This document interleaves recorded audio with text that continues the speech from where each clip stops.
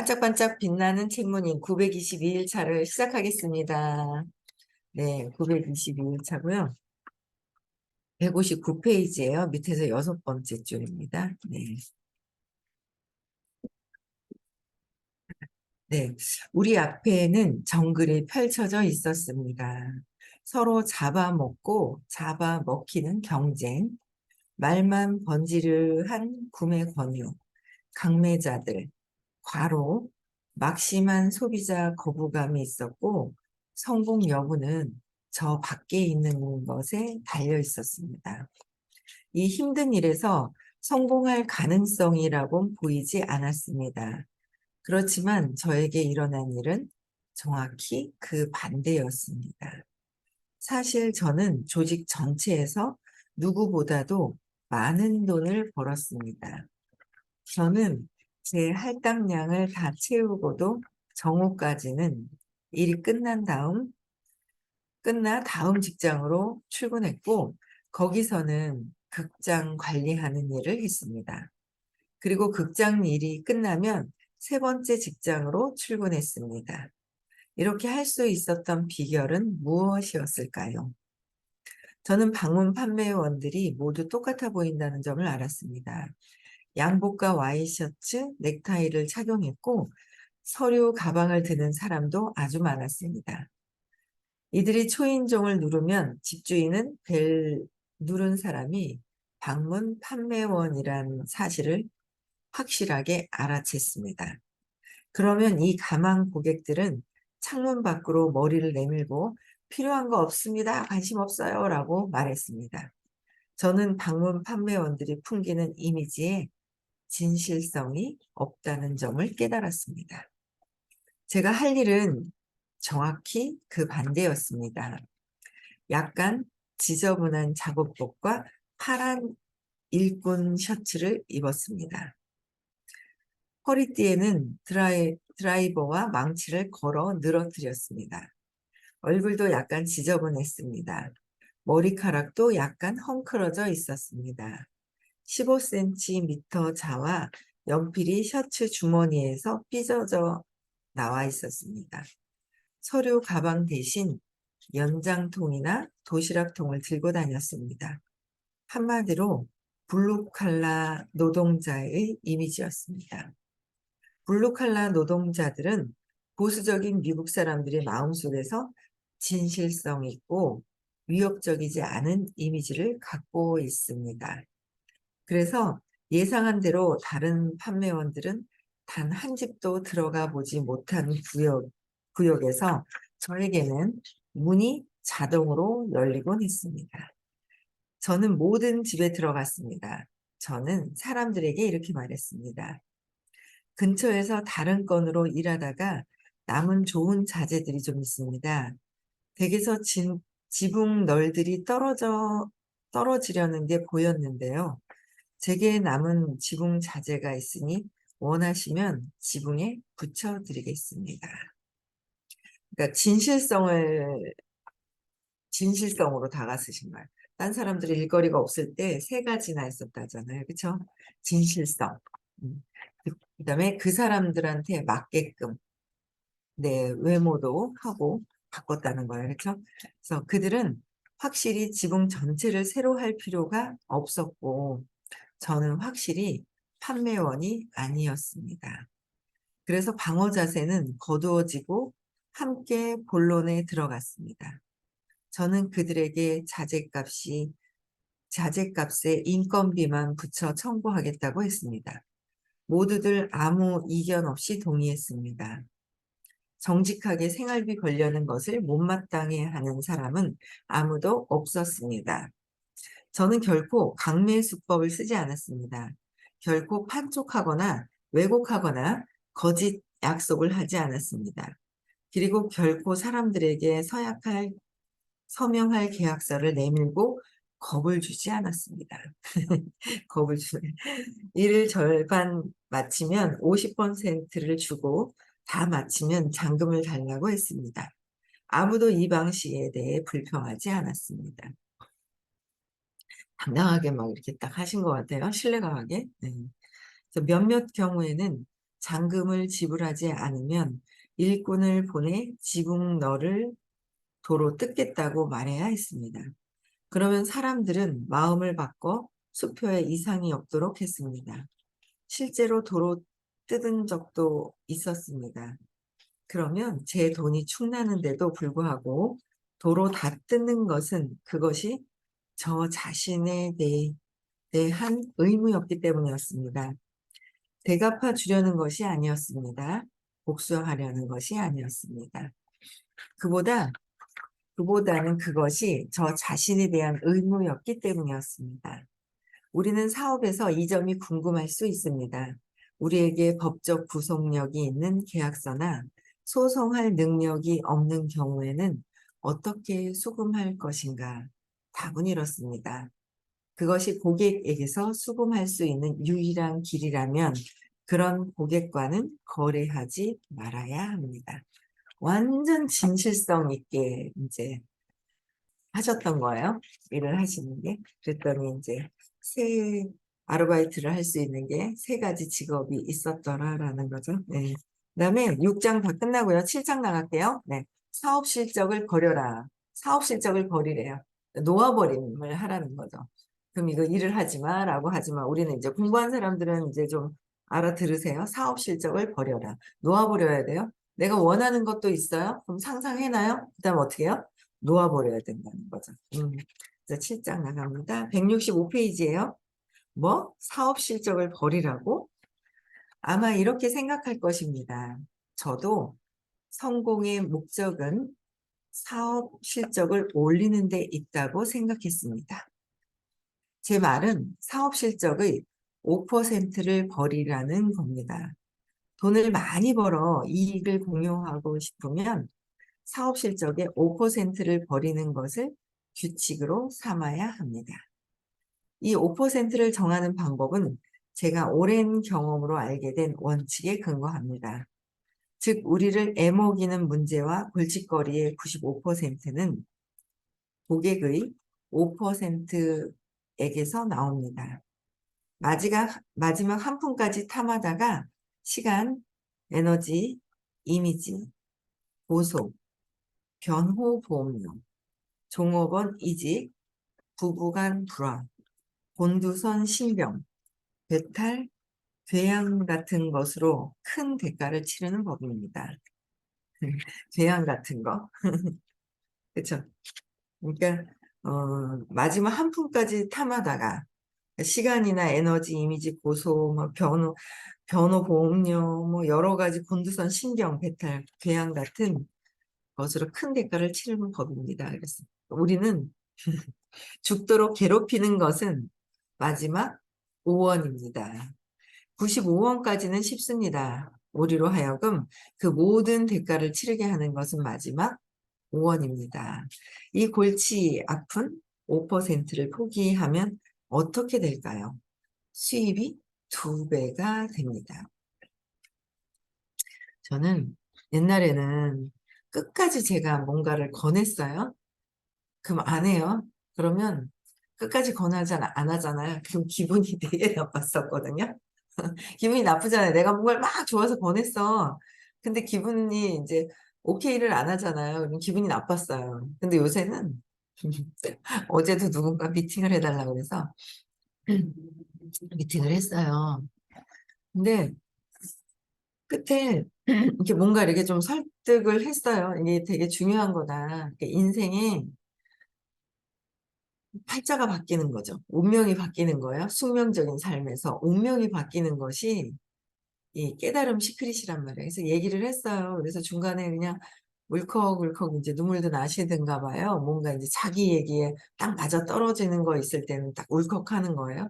근데 그렇게 하시더라고요. 그래서 뭔가 그러면서 좀 변화가 있으려나 했는데 또 이제 원래 하던 습관이 있더라고요. 싫어, 안 해, 이래요. 안 한다는 게 습관적으로 좀 있는 스타일이에요. 몰라요. 없어요. 뭐 이렇게 얘기하는 스타일이에요. 그래서 그 원래 하고 있던 그 습관에 자기의 생각을 바꾸지 않으려고 하는 그 습관적으로 하고 있는 생각들이 있다는 거죠. 처음부터 예스를 하면은 안 되는 사람이 있어요. 그럼 그거를 제가 꺾으려고 그러면 엄청난 이 분투를 하다 보면 진짜 그 고집스러움, 그쵸? 뭐 이런 어떤 여러 가지 어떤 그런 것들이 생기죠. 그렇게 되면. 그 에고죠. 마음과, 몸과 마음이 나라는 거예요. 그 에고가. 그래서 소개하신 분한테 이제 중간에 하라 그러고 저는 이제 끝까지 해도 들어갈 사람이 있고, 끝까지 해서 싸워서 계속 해야 될 그런 사람들이 있더라고요. 그래서 어제는 제가 그냥 5%는 접었어요. 그래서 중간에 계속 해야 될 것 같다. 약속 있다. 뭐 안 된다. 옆에서 또 좋은 제안을 해주는 거예요. 당근에 팔면 된다. 오, 무슨 좋은 제안을 막, 요새 당근이 너무 좋아요. 중간에 팔면 된다. 뭐 이렇게 이런 좋은 어떤 조언을 하는데도 아직은 이제 스타일이 그렇더라고요. 뭐 할 줄 아는. 근데 마지막에 의식 수준을 쫙 얘기를 해드렸을 때 정확하게 이제 그 에너지가 이제 아, 이 사람이 이런 상태구나. 왜 대답할 때 보면 이런 상태인가 보다 했던 부분이 있는데 그거는 정확하게 솔직하게 얘기를 하더라고요. 그래서 시간이 좀 그렇더라도 계속 중간에 소개하신 분이 얘기를 하면 될 것 같아요. 그래서 중간에 하다가 아, 요거는 계속해서 했을 때 이게 달라질 수 있을 때 네, 이런 것들이 좀 있더라고요. 그래서 어제는 좀 제가 적고 왔는데 어쨌든 중간에 들어오셨을 것 같아요. 어제 소개하신 분이 네, 계시네요. 끝까지 얘기를 그래도 살살 얘기를 하면 그러니까 뭐라 그러냐면 처음에 뭘 해도 이거 좋아 그러면 이거 좋아 그럼 뭐 이제 이렇게 퉁 이렇게 좀 약간 이렇게 잘 안 받아들인대요. 근데 나중에 보면 쓰고 있대요. 그런 얘기를 들었거든요. 그래서 나중에 오실 수도 있어요. 강력하게 둘이 시크릿 하죠 뭐. 시크릿 해서 이제 바꿔놓으면 되는 거고. 어쨌든 이제 골치 아픈 그 5%가 있다는 거예요. 그걸 포기하는 거죠. 그럼 수입의 2배가 됩니다라고 했어요.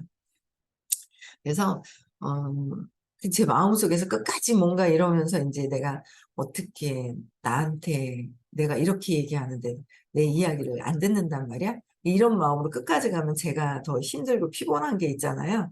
근데 제 마음에서 아 그럴 수도 있겠구나. 저 이런 패턴이 있어서 시간이 조금 요거는 중간에서 이렇게 좀 부드럽게 연하게 해줘야 되는구나. 이제 뭐 그런 게 있어요. 근데 그 자리에서 당장 되는 게 있는데 그래 그렇게 해도 제 마음이 편안하게 제가 보고 안 해도 편안하게 하고 그 마음이 엄청 빠진 거예요.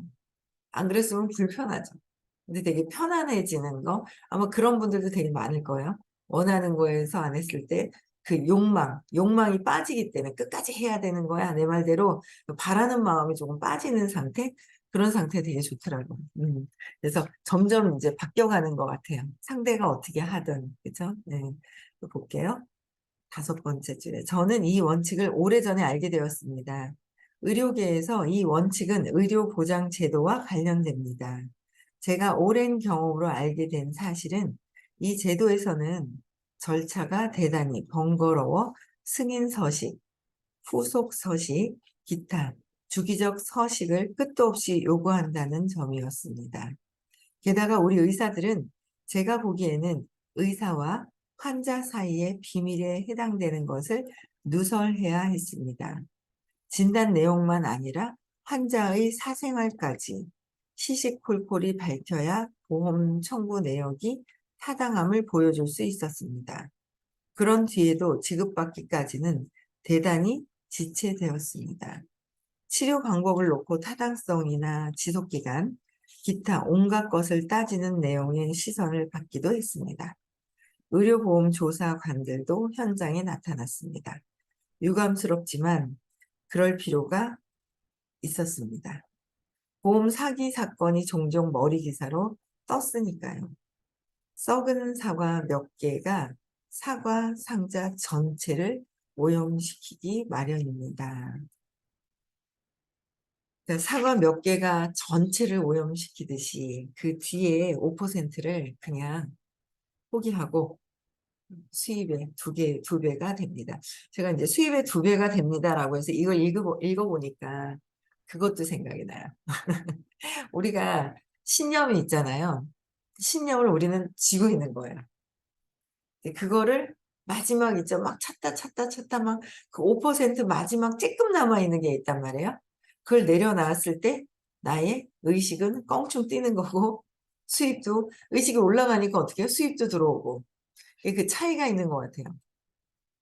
그래서 그런 차이도 있다. 내가 끝까지 찾아서 그 5%의 그 남아있는 거가 저도 있거든요. 그러니까 신념에서는 요게 남아있는 게 있죠, 근원에. 근데 그게 인제 그 남아있는 게 있어요. 그 남아있는 것 때문에 의식이 변형되는데 좀 지장이 있는 거? 그러니까 이게 포기하라는 거죠. 내 믿음 안에 있는 것들, 그쵸? 신념을 포기하는 거. 이게 더 큰 것 같아요. 그래서 저도 얼마 전에 딱 걸렸거든요. 근데 그게 그거 엄마 옆에 동생이 있었을 때 놀랬던 거 있잖아요. 그래서 야, 우리 어제 저기 손녀딸을 봤는데 얘는 사람들한테 그냥 엄청 주목을 받고 이래서 '얘도 동생이 태어나면 그런 과정들이 있겠구나.' 그죠? 동생이 태어나는 과정들이 있는 거예요. 예. 그래서 야, 제가 엊그제 목요일 날 저녁에 만난 분은 입금을 바로 현금을 받았어요. 그 시크릿비하고 의식 수업비를 처음 만난 분인데 이제 중간에 이분이 어떻게 해 놨느냐에 따라서 또 그게 있어요. 작업을 중간에 얼만큼 티업을 해 놔서 얼만큼 해 놨는지에 따른 것도 있어요. 사실 요게 영향이 또 있거든요. 그냥 이제 어 한 40% 50% 60% 정도 해 놓고 만나는 거와 80% 70-80% 정도 어느 정도 해 놓고 만나는 거에 그 차이점이 있죠. 네. 차이점도 좀 있는데 그분 같은 경우 어쨌든 그랬어요. 근데 그분이 그때 또 인제 그러시더라고요. 그 오은영 교수님 그 강의 들었을 때 그러잖아요. 그러니까 동생을 낳은 거예요. 동생을 낳아서 동생을 엄마 옆에 데리고 왔을 때가 진짜 남편이 애인을 데리고 들어온 거나 똑같다라는 거예요. 네. 그런 정도의 이제 오은영 교수님이 그렇게 표현을 했는가 봐요. 그래서 그런 정도의 "쇼킹한 일이다."라고 한 거예요. 그래서 그러고 생각해 보니까 또 야, 옛날에 과거에 참 처가 되게 많았었잖아요. 그 사람들은 어떻게 살았지?' 그런 생각이 드는 거예요. 그래서 어쨌든 그 순간에 그 놀랐던 그 마음들이 있었던 거예요. 근데 그 마음을 내가 싫어하고 저항을 하니까 계속 온다는 거죠. 제가 요번에 느꼈던 것도 정말 많이 공감이 되는 게 전에 그 느낌이 있는 사람 때문에 제가 있잖아요. 싫어했거든요. 그 느낌이 있어요. 엄마 옆에 뭔가 이렇게 있었던 동생 같은 느낌. 그렇다고 해서 동생하고 지금 사이가 안 좋거나 안 만나거나 이런 게 아니거든요. 오빠보다도 잘 지내죠. 오빠보다도 잘 이렇게 지내긴 하는데 그 내면에서의 어릴 때의 그 상태, 그거가 인제 이런 느낌이 있는 사람을 밀어냈더니 그런 느낌이 있는 사람을 제가 불러들여요. 제가 불러들였어요. 다 남편도 내가 선택했고 그거를 참 알겠는 게 내가 저항하니까 하기 싫어하니까 반드시 또 경험을 한다는 거. 그래서 지금 인제 딱 부딪혔는 거를 이렇게 보면서 제가 인제 신념에 또 인제 뭔가 인제 부딪혀서 인제 딱 보니까 참 그 신념에 부딪히잖아요. 막 잘 나가다가 신념에 딱 부딪히니까 에너지가 살짝 빠지는 것 같아요. 그래 가지고 '야, 이걸 놔야 이게 촥 올라가는구나.' 하면서 그게 있어요. 그 압을 빼는 거, 에너지의 밝음을 가로막는 거, 에너지가 밝은 에너지로 200 이상으로 막 올라가잖아요. 가로막는 거. 어쨌든 '저 사람이 인제 투사가 저런 게 다 있어.' 하면서 인제 막 이런 마음이 생긴단 말이에요. 그랬다가 점차 내 에너지를 보는 거죠. 에너지가 약해져 있는 거예요. '약해져 가네?' 약간 그게 느껴지는 거죠. 그래서 결국은 이 안에 있는 거를 해결해야 되는 거를 또 알아요. 알면서 머리로 생각했을 때는 안 하고 싶은 거예요. 근데 또 에너지가 내가 느껴지는 거죠. 머리로 생각했을 때 '뭐 적당하게 요거 좀 지나가 볼까?' 하는 마음이 요렇게 미꾸라지 같이 빠져나가 볼까 하는 하기 싫어하는 게 또 있단 말이에요. 근데 저 사람이 아니라 이게 점점 오면서 내 에너지가 밝게 힘이 있었던 게 이렇게 가려지는 그 느낌이 있는 거예요. 그래서 해결을 또 해야죠. 네. 그런 생각이 들더라고요. 그래서 어쨌든 그 썩은 사과 몇 개가 내 신념이 나의 전체적인 그 에너지를 가로막게 되는 그런 부분들이다라는 거예요. 그래서, 그래서 아무튼 요점은 받을 액수도 얼마 안 되는 지급 항목 몇 가지 때문에 말도 안 되는 관료주의적 괴롭힘을 견뎌야 했다는 것입니다. 이런 어려움 때문에 정부를 상대로 수금하는 일은 그 자체로 큰 과제가 되어 버렸습니다. 그 수입원에 의존하는 많은 병원들은 다른 데다 채권을 넘기고 일정 비율을 지급받는 것에 만족하곤 했습니다. 그러면 정부를 상대로 수금을 시도한다는 어마어마한 과제는 몇몇 채권 매입 회사로 넘어갔습니다.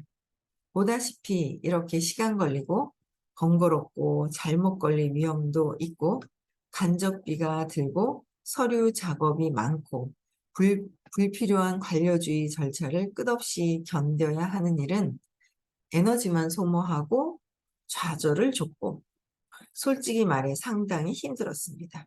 저는 이게 왜 자꾸 신념으로 보일까요? 신념 5% 찾아서 그 없애야 되는 그 신념으로 자꾸 신념을 찾지 않으면 제가 해결을 하려고 하나? 그러니까 신념을 찾지 않으면 뭐예요? 일은 에너지만 소모하고 막 움직이는데 그러니까 안간힘 쓰고 신념 찾지 않으면 안간힘을 쓰고 막 일을 하는데 에너지만 빠지는 거예요. 에너지가 그렇게 일한 만큼 성과가 안 나는 거예요. 가려져 있어서. 그래서 신념을 찾는 거 그게 굉장히 엄청 중요한 거예요. 그래서 에너지만 소모하고 좌절을 줬고 솔직히 말해 상당히 힘들었습니다. 이게 신념 찾지 않으면 이렇게 됩니다라고 하는 얘기 같이 들려요. 저는 그렇게 들리네요. 네. 그러면 해결책은 무엇이었을까요? 해결책은 차라리 무료로 진료하겠다고 사람들에게 알리는 것이었습니다. 저는 나이 많은 환자들을 무상으로 많이 진료했습니다. 그 가운데 많은 이들이 뜨개질한 스웨터며 멜론, 토마토, 그린, 깔개, 온갖 세간, 담요 숄, 집에서 만든 사과파이나 초콜릿 케이크 같은 것을 가져왔습니다. 저는 많은 사람들에게 각자 낼 수 있는 것으로 내라고 했습니다. 이러니 이렇게 하니 총 진료비의 약 5%에 달하는 금액이 자동으로 탕감되었습니다. 안 받았더니 다른 걸 가져오시는 거야. 초콜릿이고 뭐고 다 이제 비용을 못 받는 사람들한테 실랑이를 하기 싫으신 거죠. 그랬더니 이제 다른 거로 대충 이제 대신 가지고 오면서 5%가 탕감이 되는 거예요. 그래도 상관없었습니다. 왜? 모두가 행복했습니다. 모두가 행복해하는 행복한 방향이 어느 방향이지? 시간과 에너지가 남고 장부 정리 수고가 줄고 부수 업무 공간까지 줄어서 더 중요한 일에 집중할 수 있었습니다. 저에 대해서는 돈 욕심이 없다고 평판이 났습니다. 그러니까 행복하고 편안한데 그 사소한 그 5%에 집중을 하면 안 된다라는 거죠. 사소한 5%. 그렇죠? 그래서 옛날에는 사업을 하는데도 여기에 똑같지가 않단 말이에요. 그 신념이 다 달라서 또 거기에 이제 그 막 싫어하고 저항하는 사람, 무슨 사람 다 있어요. 있는데 옛날에 쟤 왜 저러지? 쟤 왜 저러지? 그랬어요. 그랬는데 왜 저러지? 했는데 이제는 그냥 놔두는 거예요. 그냥 보고 있어요. 그냥 왜냐면 그들의 신념 안에서의 일어나는 상황이 있더라고요. 신념 안에서. 근데 그 상황의 신념이 내 생각이잖아요. 내 믿음이잖아요. 근데 그 내 믿음을 의식이 좀 다르신 분, 뭔가 성공해서 내가 저기를 가야 되겠다라고 하는 분들의 이야기를 듣고 내 믿음을 내려놓고 따르면 되는데 그걸 못 내려놓는 거예요.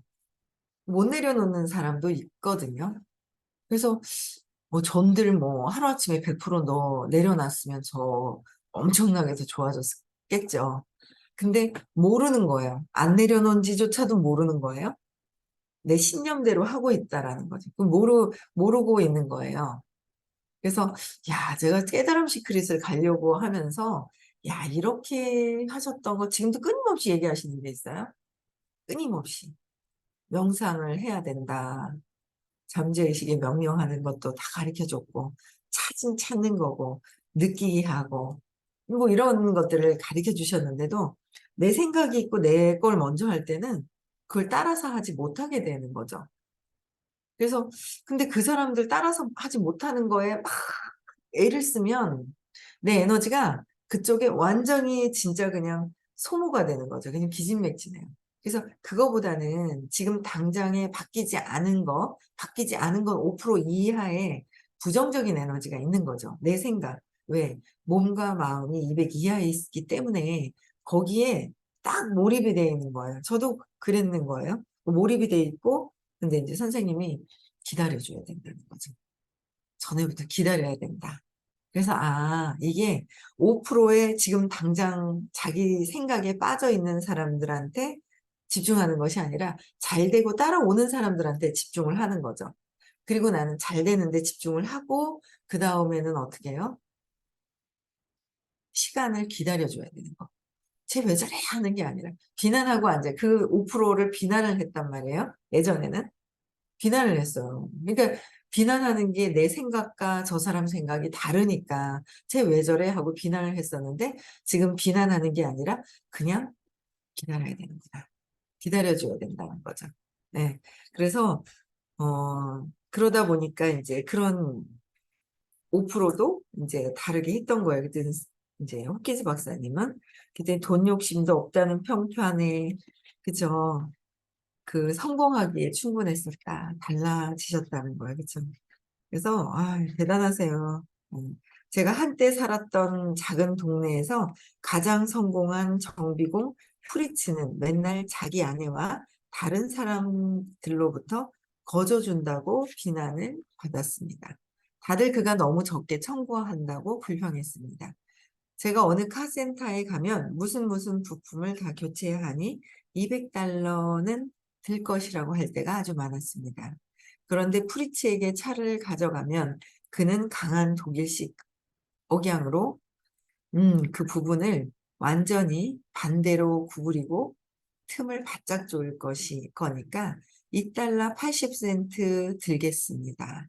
라는 식으로 말하곤 했습니다. 인정하건대 저는 차에 대해 아무것도 모릅니다. 그러니 그는 제게 연료 분사기 새 것을 통째로 250달러에 팔 수도 있었습니다. 하지만 차에 무슨 문제가 있어서 가져가면 그는 공짜로 고쳐줄 때가 많았습니다. 선이 헐거워진 것뿐이네요. 라는 식이었습니다. 어느 카센터에 갔더니 새 연료 펌프와 분사기로 교체하려 든 적이 있었습니다. 프리츠는 이랬습니다. 연료 탱크 상태가 안 좋네요. 물이 들어갔어요. 그리고는 탱크를 비우고 새 연료를 넣어줬고 저는 바로 출발했습니다. 그는 하루 일에 만족하며 잠자리에 들었고 그의 고객들도 그랬습니다. 그에게 차를 맡기려면 줄을 서야 했습니다. 그는 아무런 경쟁도 치르지 않았습니다. 진실성으로 그들을 위한 정말 그런 마음이 든다면 줄을 쓴다는 거죠. 그래서 경쟁할 필요가 없는 거예요. 최고의 진실성으로 나의 정말 그들을 위한 마음을 갖고 있다면 줄, 그냥 줄 서서 나와 함께 하겠다는 사람은 늘어난다는 거죠. 그렇게 하려면 뭐요? 3살 이전의 쇼크, 상처, 신념을 찾아서 재맥락을 해야 그렇게 된다는 거예요. 그렇게 더 좋아진다는 겁니다. 아시겠죠? 네, 오늘 일요일이에요. 쉬는 날이지만 시크릿 가시는 분들은 시크릿을 만나는 가족들도 저도 지금 12시에 저희 막내 아들 만나기로 했거든요. 막내 아들 만나고 여자친구랑 초대하려고.